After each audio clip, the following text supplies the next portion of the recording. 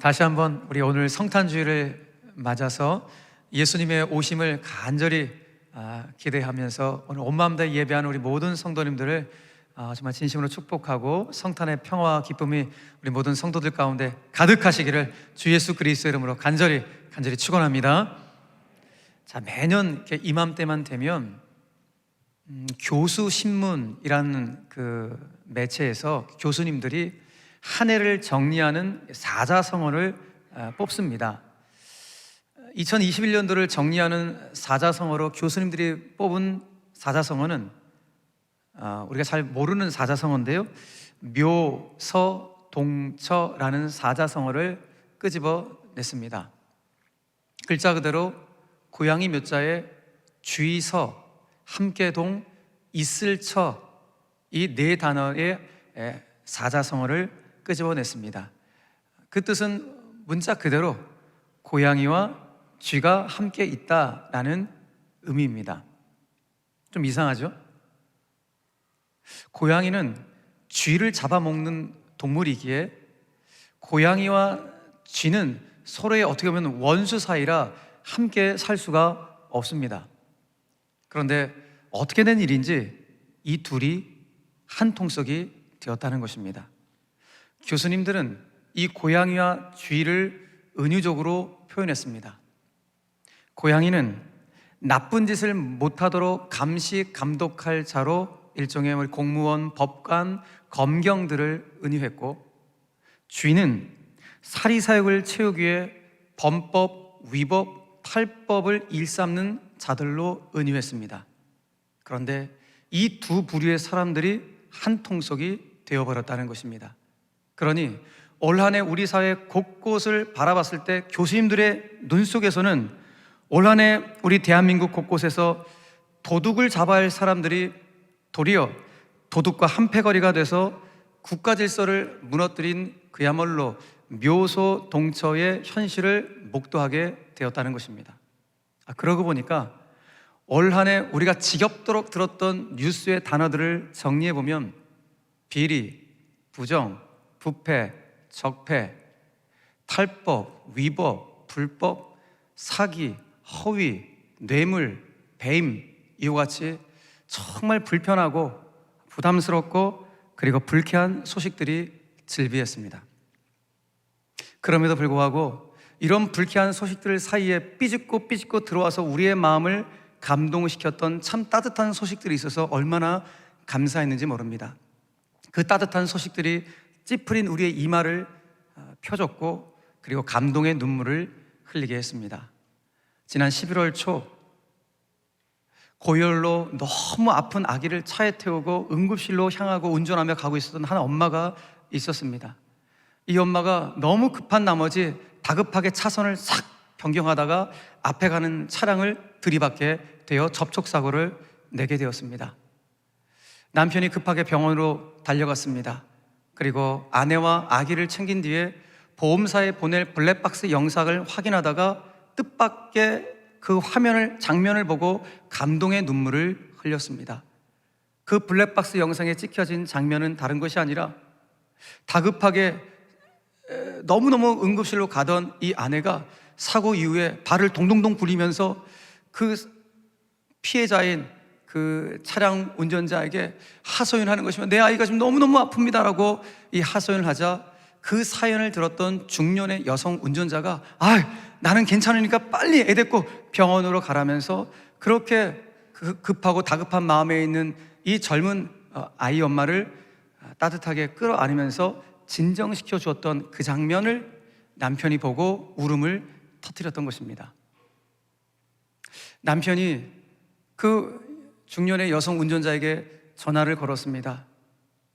이 사고는 100% 저희들의 잘못이니까 다치신 데 없으신가요? 빨리 병원에 가서 치료를 받으시라고 정말 죄송한 마음에 담긴 감사의 전화를 드렸는데 그 순간에도 이 중년의 여성은 아이 괜찮냐고, 아내 괜찮냐고 걱정을 해 주었다고 합니다. 참 따뜻한 소식이죠. 몇 해 전 30대 중반의 중증 장애인이 여의도 국회의사당 앞에서 시위를 하고 있었습니다. 우리 장애인에게도, 중증 장애인에게도 일반 국민이 누리는 그 기본권을 우리에게 달라라고 1인 피켓 시위를 하고 있었습니다. 비바람이 몰아치는, 태풍이 몰아치는 그날 그 자리에서 말입니다.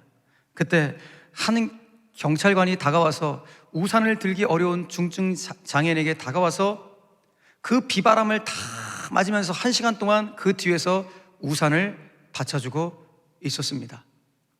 너무너무 아름다운 광경이죠. 여러분, 정말이지 그날의 그 우산이야말로 사회적 약자를 꽉 끼워놔준 뜨거운 포옹의 우산이 아닐 수가 없습니다.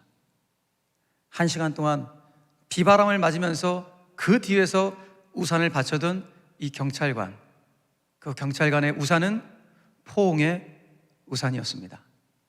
여러분, 온갖 비리와 추문이 난무하는 이 혼탁한 세상 속에서 이런 온기 있는 소식을 접할 때마다 우리의 영혼이 맑아지는 것을 경험하게 됩니다.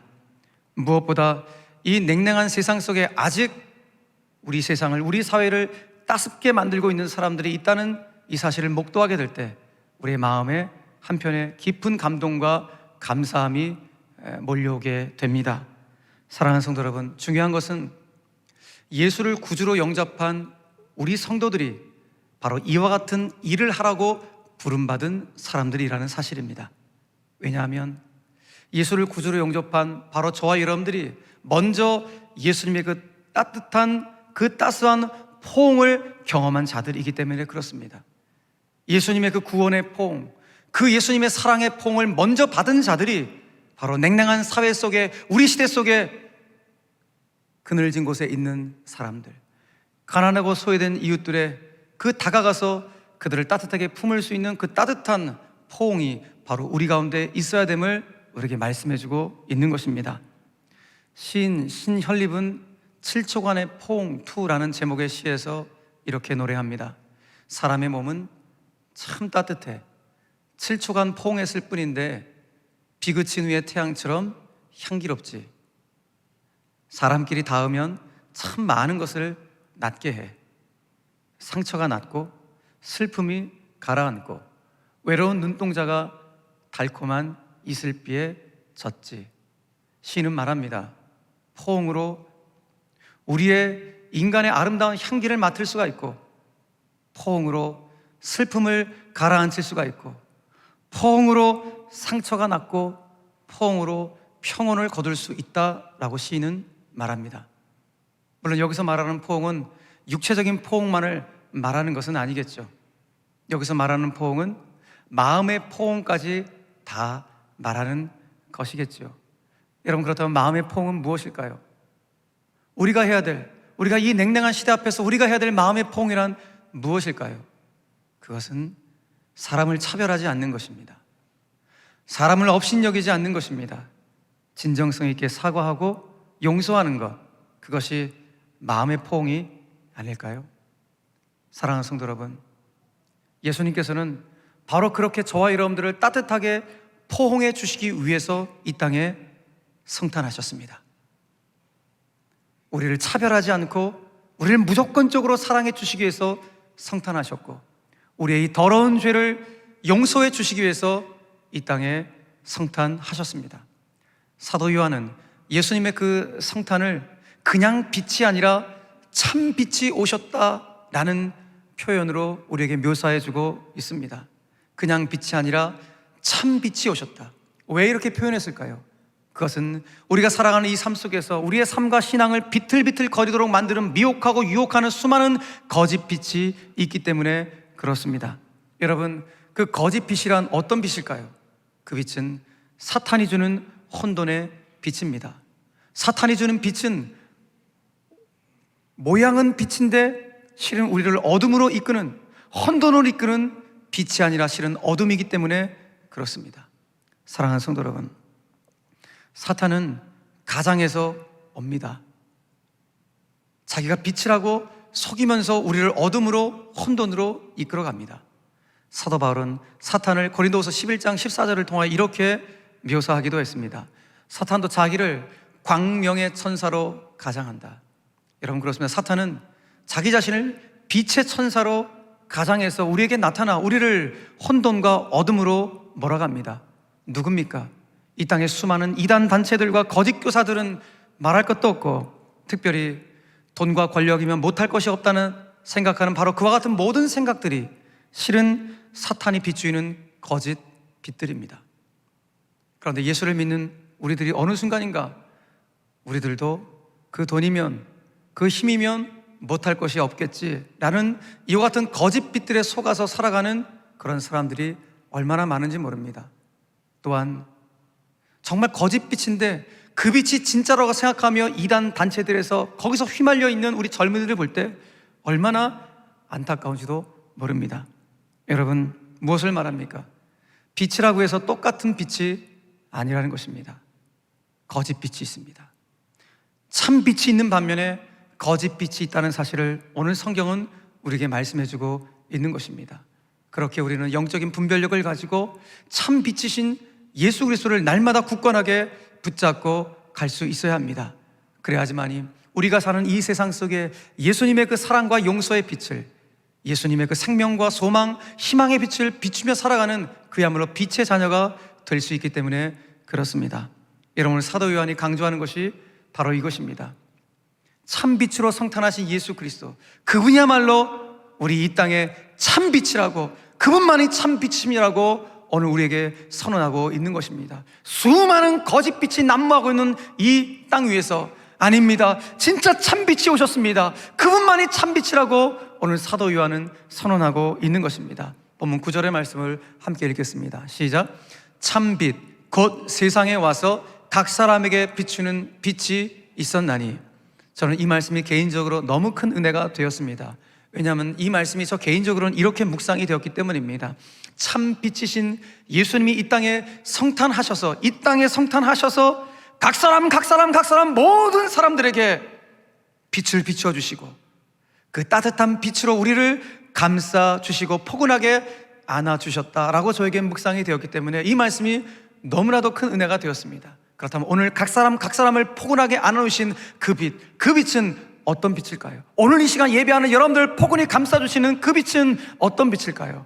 그 빛은 차별이 없는 사랑의 빛이요, 그 빛은 뒤끝이 없는 용서의 빛이요, 그 빛은 죽음을 이긴 생명의 빛이요, 우리의 삶의 미래를 활짝 열어놓은 희망과 소망의 빛인 줄로 믿으시길 바랍니다. 여러분, 놀라운 것은 하나님 아버지께서 그 참 빛이 되시는 독생자 예수 그리스도를 바로 저와 여러분들 위하여 그냥 내어주셨다는 사실입니다. 이게 너무 감격스러운 거예요. 여러분, 우리가 날마다 신앙의 여정을 걸어가면서 독생자 예수 그리스도 참 빛이신 바로 그분을 하나님 아버지가 나에게 그냥 내어주셨다는 사실을 우리가 늘 생각하면서 살아간다면 북받쳐 오르는 감격, 치밀어 오르는 감격이 있습니다. 여러분, 정말 그러십니까? 그런 감격이 여러분 있으십니까? 저는 이 본문의 말씀을 생각할 때마다 제가 어렸을 때 어머니를 따라서 부흥회를 다녔을 때 그 부흥회 오신 그 목소리 할렐루야 할렐루야 이러면서 설교하셨던 그 부흥사 목사님들의 그 설교 예화들 참 많이 하셨는데 그 한편의 예화가 생각이 납니다. 그 부흥사 목사님 그러시더라고요. 아들이 5이 있는 목사님이 계셨다고 합니다. 그리고 아들이 한 명도 없는 목사님이 계셨습니다. 이 친구 목사님이 어느 날 대화를 하다가 아들이 하나도 없는 이 목사님이 아들 5 있는 목사님에게 한 가지 요청을 합니다. 여보게, 아이고 자네는 5명이나 아들이 있는데 여보게, 나는 아들이 하나도 없지 않나? 그러니 자네 그 아들 중에서 한 명 좀 나에게 양자로 좀 줄 수 없겠나? 내가 정말 최선을 다해서 한번 키워보겠네. 간곡하게 요청을 합니다. 그러자 이 요청을 받은 아들 5 있는 목사님이 내가 자네라면 한번 생각해 보겠네, 자네를 내가 신뢰하기 때문에 자네라면 내가 참 깊이 한번 고민해 보겠네 라고 말을 하고 그날 밤 집으로 돌아가서 아들 5이 자고 있는, 누워있는 방에 들어가서 아들 5을 바라봅니다. 그리고 이 5 중에서 어떤 아들을 내 친구에게 양자로 줄 수 있을까라고 생각을 해봅니다. 생각해보니 첫째 녀석은 장자라서 안 되겠고, 둘째 녀석은 이 5 아들 중에서 가장 공부도 잘하고 똑똑해서 내어주기가 아까워서 안 되겠더랍니다. 셋째 아들은 이 5 아들 중에서 가장 키가 크고 잘생기고 꽃미남처럼 생겨갖고 이 셋째 아들도 주기가 너무 아깝고, 넷째 아들을 봤더니 이 넷째 아들은 이 5 아들 중에서 가장 연약하고 늘 병이 들어갖고 이 녀석 준다는 게 마음에 너무 부담감이 있어서 줄 수가 없겠다라는 생각이 들었습니다. 마지막 5째 아들인데 이 5째 아들은 목사님이 나이가 지긋한 상태 가운데 그렇게 느지막한 나이에 이 아들을 낳기 때문에 이 귀여운 아들을 내가 어떻게 줄 수가 있겠는가 생각해보니 5 아들 모두를 다 줄 수가 없겠다라는 생각하는 바로 그 순간 이 목사님이 하나님 아버지의 위대한 사랑을 깨달은 것입니다. 하나님 아버지는 어떻게 저를 위해서 독생자 당신의 아들을 나에게 그냥 내어주실 수가 있었습니까? 나는 내 새끼 하나도 내어줄 수가 없는데 당신은 어떻게 나에게 그 아들을, 그 독생자를 나에게 내어줄 수가 있으셨습니까? 이 사실을 깨닫는 그 순간 그 하나님의 위대한 사랑 앞에서 눈물을 흘리셨다는 것이죠. 사랑하는 성도 여러분, 오늘 예배하는 여러분들 앞에 그 위대한 사랑이 오늘 찾아오셨습니다. 그 위대한 사랑을 영접하는 자, 그 위대한 사랑을 붙잡고 살아가는 인생길 영생이 놓여집니다. 구원의 빛이 비춰주는 줄로 여러분 믿으시길 바랍니다. 여러분, 그런데 2000년 전 참된 빛이신, 참 빛이신 독생자 예수 그리스도가 당신이 소유하신 땅, 이 지구에 내려오셨는데 수많은 사람들이 당신을 영접하지 않고 등을 돌립니다. 물론 2000년이 지난 지금도 아직도 예수님께 등을 돌리는 수많은 사람들이 있기도 합니다. 심지어 더 안타까운 것은 예수를 영접했다는 우리 신자들 중에서도 여전히 그의 삶은 예수님을 등지고 사는 그러한 신자들로 있는 거 봤을 때 주님이 얼마나 마음 아파하실까 그런 생각을 갖기도 합니다. 물론 2000년 전 예수님을, 참빛인 예수님을 영접한 이들도 있었습니다. 마치 탕자처럼 어둠의 길에서 돌이켜 빛이신 주님께로 돌아온 그런 돌이킨 사람들도 있었습니다. 여러분, 탕자의 이야기 아시죠? 날마다 아들을 기다리던 아버지가 거지 몰골로 돌아온 그 아들을 와락 끌어안습니다. 따뜻하게 포옹해 줍니다. 아들은 아버지의 종이 되겠다며 돌아왔는데 아버지는 그 아들에게 가장 좋은 옷을 입히고 잔치를 배설해 주었습니다. 아버지를 버렸던 페류나, 젊음을 허망하게 탕진해버렸던 이 탕자, 그가 아버지를 위해서 한 것이라곤 아무것도 없습니다. 그저 딱 하나, 잘못을 뉘우치고 아버지에게 돌아와 아버지 품에 안긴 것 외에는 아무것도 없습니다. 그런데 바로 그것입니다. 어둠에서 돌이켜 빛이신 아버지께로 돌아온 바로 그것, 바로 그것이 그의 잃어버렸던 모든 삶을 회복시킬 수가 있었던 것입니다. 왜냐하면 그 빛이신 아버지는 뒤끝이 없는 용서의 빛을 소유한 아버지셨기 때문입니다. 사랑하는 성도 여러분, 우리 모두가 다 주님의 친자녀가 될 수 있는 길이 바로 여기에 있습니다. 다른 것이 아니라 어둠의 삶에서 돌이켜 참 빛으로 오신 예수 그리스도로, 성탄하신 그 주님을 내가 영접하면 되는 것입니다. 성탄하신 그 주님을 나의 구주와 주님으로 영접하면 우리는 주님의 친자녀가 되는 줄로 믿으시길 바랍니다. 놀라운 비밀이에요. 그때 주님은 우리를 따사로이 안아주십니다. 우리를 포근히 안아주시면서 우리에게 하나님의 자녀가 되는 권세를 주신다고 성경은 말씀합니다. 오늘 본문 12절을 함께 선포하겠습니다. 영접하는 자, 곧 그 이름을 믿는 자들에게는 하나님의 자녀가 되는 권세를 주셨으니, 여러분 이 사실 정말 믿으십니까? 여러분, 예수를 영접하는 자, 성탄하신 예수를 영접하는 자들에게는 하나님의 친자식이 되는, 하나님의 친자녀가 되는 권세를 주겠다고 오늘 말씀하고 있습니다. 이 말씀에서 권세라는 단어가 눈에 띄시죠? 권세, 힘이 느껴집니다. 예, 맞습니다. 일단 놀라운 특권이죠. 우리가 예수님의 자녀가 되었던 놀라운 특권입니다. 그런데 그 특권을 받은 자들은 삶의 자리에서 하나님의 자녀로 살아갈 삶의 의무를 소홀히 해서는 안 됩니다. 그래서 하나님은 하나님의 자녀들에게 그 권세, 이 땅을 살아갈, 하나님의 자녀로 이 땅을 살아갈 바로 그 권세, 그 힘을 주셨다고 말씀하고 있는 것입니다. 여러분 잊지 마십시오. 예수님을 믿음으로 영접한 우리들은 내 힘으로 살아가는 것이 아니라 하나님이 나에게 주신 바로 그 힘, 그 권세를 가지고 살아가는 자들인 것입니다. 여러분, 아버지가 탕자가 돌아왔을 때 그로 하여금 친자식의 권세를 회복시켜 주었습니다.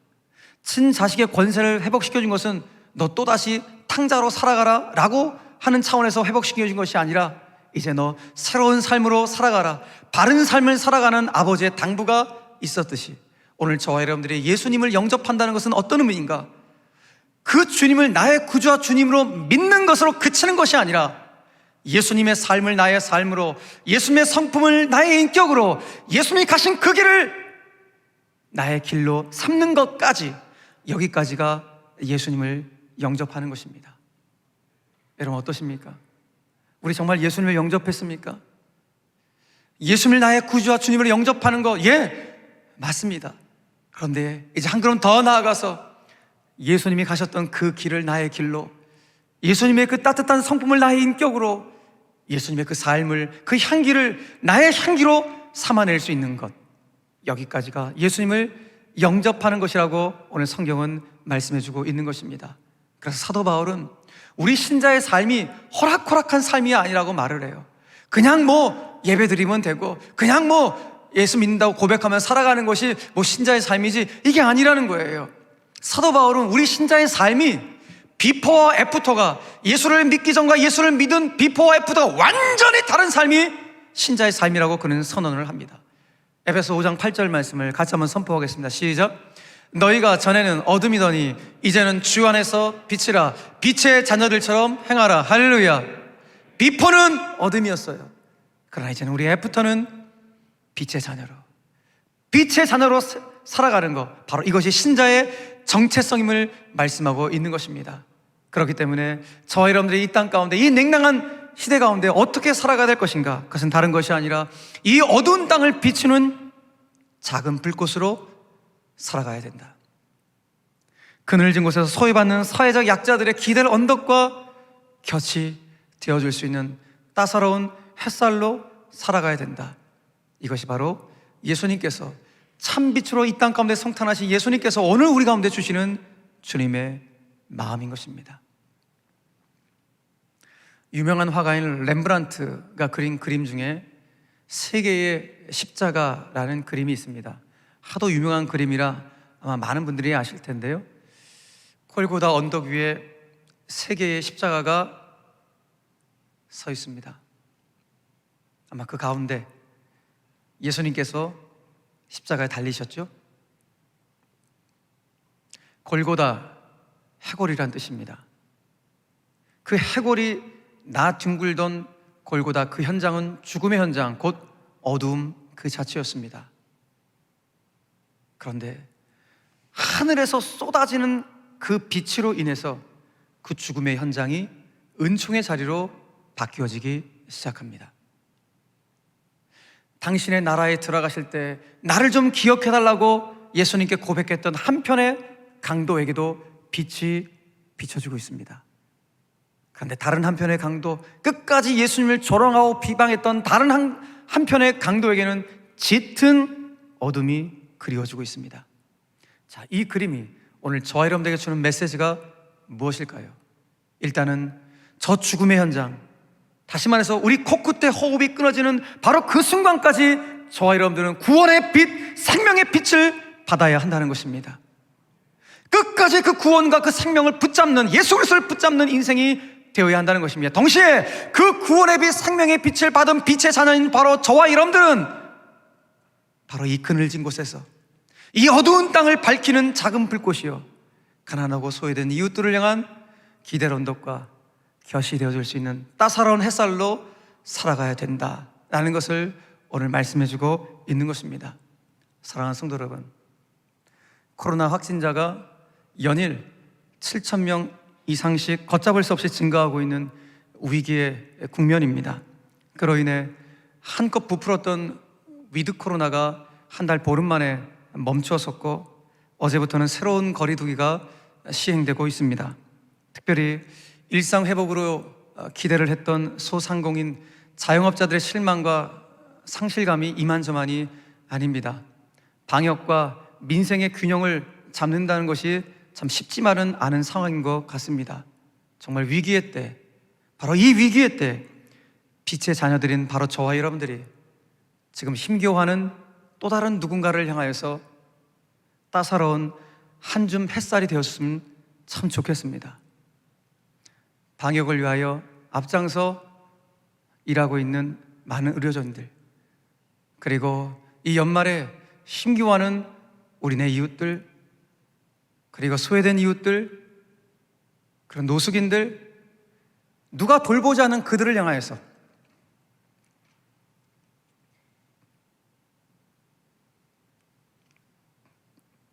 저와 여러분들이 정말 참 빛으로 오신 그 예수님을 닮은 빛의 자녀로서 이 땅 가운데 그늘진 곳을 밝히 비춰낼 수 있는, 아니 정말 밝히 안 비춰도 됩니다. 작은 불꽃으로 그렇게 비칠 수만 있다면, 따사로운 한 줌 햇살 정도만 될 수 있다면 우리는 이 크리스마스 시즌을 정말 아름답고 의미 있고 가치 있게 보내게 될 것입니다. 어떤 모습이 따사로운 한 줌 햇살의 모습일까요? 거창한 것이 아닙니다.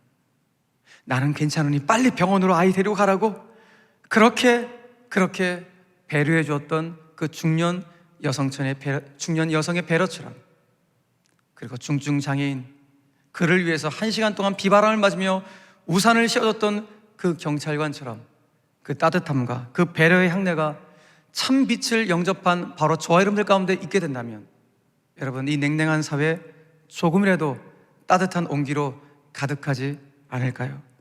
여러분, 거룩은 다른 데 있지 않습니다. 그런 삶을 사는 것이 거룩입니다. 그런 삶을 사는 것이 우리가 살아내야 될 삶의 예배입니다. 이 하루 드리는 예배가 너무너무 소중하지만 더 소중한 예배는 여러분들이 6일 동안 삶의 자리에서 주 앞에 올려드릴 그 삶의 예배, 그게 바로 거룩입니다. 거룩은 외식에 있지 않습니다. 형식에 있지 않습니다. 우리가 살아내야 될 삶의 자리, 바로 그곳, 우리가 어떤 믿음의 모습을 가지고 살아낼 것인가, 그것이 거룩임을 오늘 예수님께서는 말씀해주고 있는 것입니다. 사랑하는 성도 여러분, 크리스마스 캐럴조차도 마음대로 부를 수 없고 제대로 들을 수 없는 그야말로 팍팍한 세월을 살고 있습니다.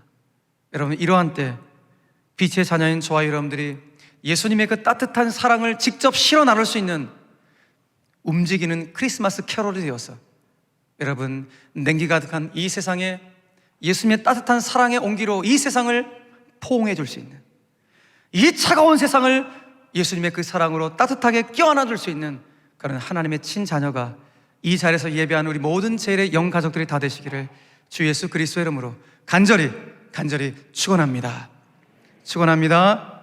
우리 말씀을 기억하시면서 우리 좌우에 계신 분들에게 이러한 영적 덕담을 하면 어떨까요? 우리 한번 이렇게 고백하도록 하겠습니다. 당신이 예수님의 따뜻한 사랑의 온기입니다 하면 고백합시다. 시작.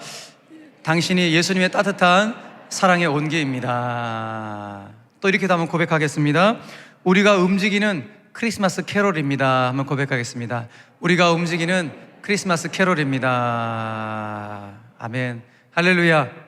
예, 이제 이 크리스마스 그 시즌 참 기쁜 시즌이죠. 그런데 와, 저 어마어마한 교회 저 건물 안에 있는 사람만 크리스마스를 누리는 것이 아니라, 야, 저 안에서 예배 드리는 분들은 뭐가 다르다, 향기가 다르다, 여러분, 그런 모습을 세상 가운데 보여줄 수 있는, 증명해 보일 수 있는 정말 예수의 제자가 되었으면 참 좋겠습니다. 한 해 동안 훈련 받으신 제자훈련, 사역훈련, 1:1 양육, 마더와이저 여러 훈련을 받으신 분들이 그 예수님의 제자가 되기 위해서 그렇게 달려오셨죠. 아마 이 자리에 있는 우리 모든 성도들도 그와 같은 삶을 사시고 있는 줄로 압니다. 우리 연말 정말 예수님만을 보여줄 수 있는 진정한 크리스마스의 선물이 저와 여러분들이 되기를 간절히 축원합니다.